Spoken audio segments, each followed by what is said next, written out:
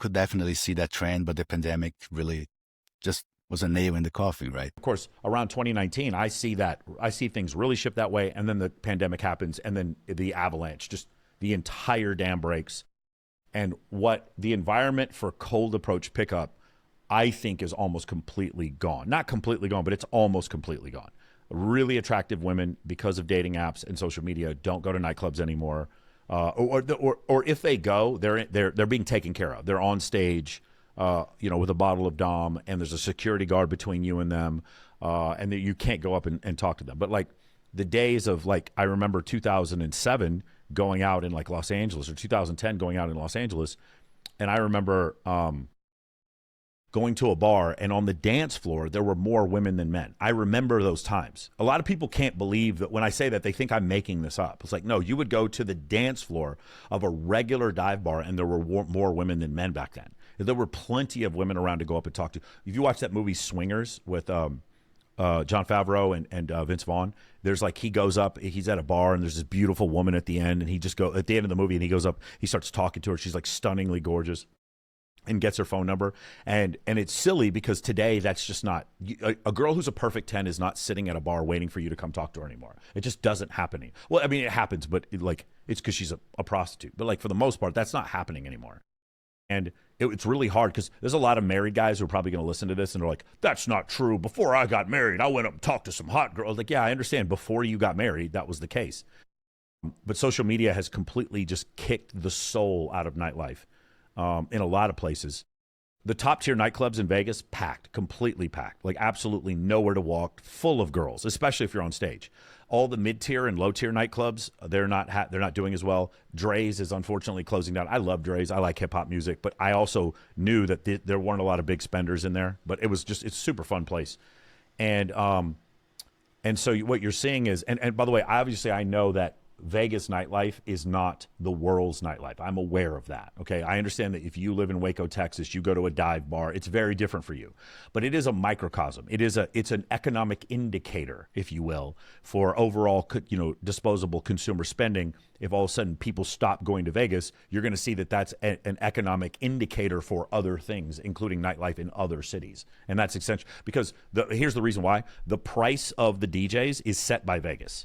I don't know if a lot of people know this, but the price, because you're going to get more money in Vegas than any other city. Like Calvin Harris gets $1 million a show, 7 figures, one followed by 6 zeros. He gets $1 million a show when he's in Vegas. So he's priced consequentially at a similar price, or he's prorated to a certain price in Waco based on his Vegas price.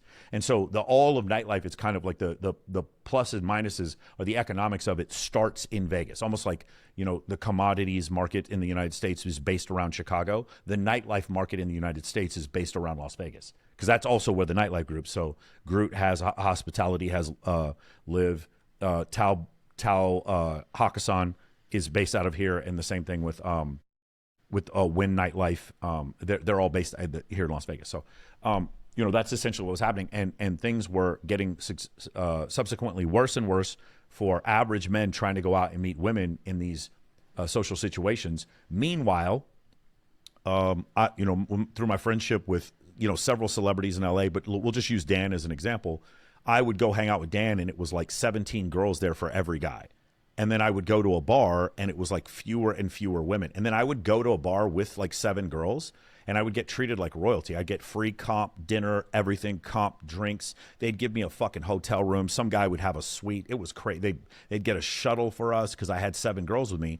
And then I'd look around, and there was no other tables with 7 girls there. And I was like, yo, what is going on? So I still had this ability to attract women and bring them out, but I was using social media to do that instead of doing cold approach. I still do both. Like I use cold approach in order to build events now, more so than I don't use it to like hit on girls.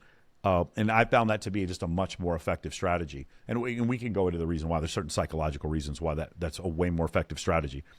But that's essentially what's happened over the last, I would say the decline probably, the best time was past 2004, because what happened was EDM music and bottle service actually made nightlife more fun. In the beginning, I really thought it was, because you see the hottest girls, because what would happen was Now these bottle service jobs started making way more money, and so you started seeing hotter girls come do bottle service and other girls trying to get those jobs. So there were stunning women at bars and clubs. And I would say the beginning of the decline was about the time of Meta purchasing Instagram. And then that's when now everything sort of became virtual, and you started seeing, like, you would try to go to a club to meet a girl, but Logan Paul is having a party at the Team 10 house in Calabasas, and he's just he's dunking on you. Like, no, every girl is going to the Team 10 party. No girl is meeting you at the nightclub. And that's what we started to see over time.